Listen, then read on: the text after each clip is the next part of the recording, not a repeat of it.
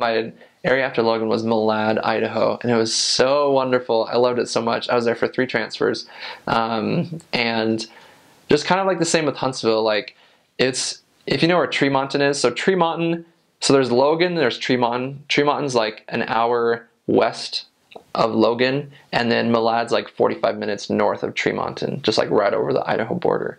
Oh, it was so great. So Malad itself was probably about 2,500 people, and then there was like a tiny town like 30 miles west of Malad that we also covered called Holbrook, and there was maybe like 200 people there, and it was tiny. But we went there actually more than I thought we would. It was really cool. But yeah, the reason why I love Malad so much was because it was like, it was so small that like literally everybody did know everybody, and it was like you got so not ingrained, but just like immersed into like this tiny town's culture. Like it was so cool. Like once you like got to know people, like it was so fun. Like we went to like high school basketball games and like talked to people and like follow up with our investigators at the basketball games, and like we went to the grocery store and like talked to tons of people, and like there was like this one gas station that we went to every time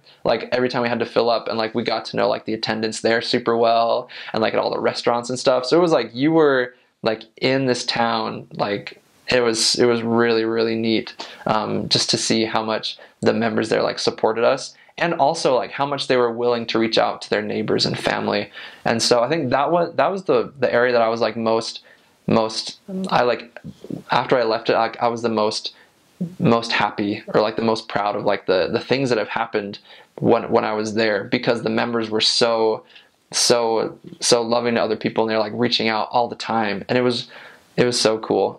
It was really similar to Preston in that there was kind of there was a town, but then there was like a lot of spread out like rancher type people. Like we helped one family like herd cows, and it was so fun. We like drove them down the street, and that was regular occurrence in Malad, and it was really fun.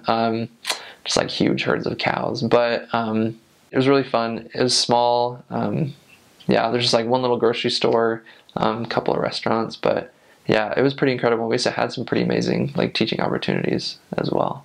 When I first got there, I was like really sad, because like I was leaving Utah State, where we were teaching like 35-40 lessons a week, and like we were teaching all the time. And then I go to Malad, and we were teaching maybe like 8 lessons a week or so. So that was like a big change for me. But by the end, we were like teaching a ton, because like the members like really helped out like so much. And like the leadership was like really gung-ho, and we met some pretty incredible people there. And actually one thing that was really cool is at Utah State, we were teaching this girl named Shannon. And like we were teaching her, and like she was almost like, she wanted to be baptized. Like she was getting really close to getting baptized. And then like we set a couple baptismal dates, but they fell through for her. And then she told us that she was from Idaho, and we're like, okay, that's really cool. But like she was going to get baptized at Utah State. But then I got transferred. And when I got transferred, I realized that she was from Malad.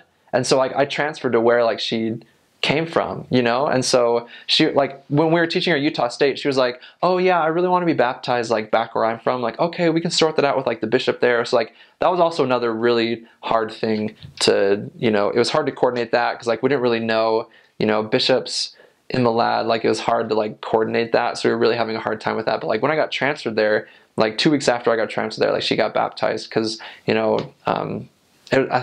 so that to me was just like really incredible, that our mission president didn't know that, but God knew that, and so I thought that was really cool, just to see how God really is, he's invested, and he knows what you're doing, and he knows what's gonna help the people that you're teaching. And so transfers, like the areas that you go to, are completely inspired. Like everything that happens on your mission, as far as like transfers and with companions, those things especially are like crazy inspired by God. And I know that that's true, because things like that happen, and it was just really incredible to see. Just like nothing that I did, but just like God knew what was best for Shannon, and like that was one thing that really was pretty incredible.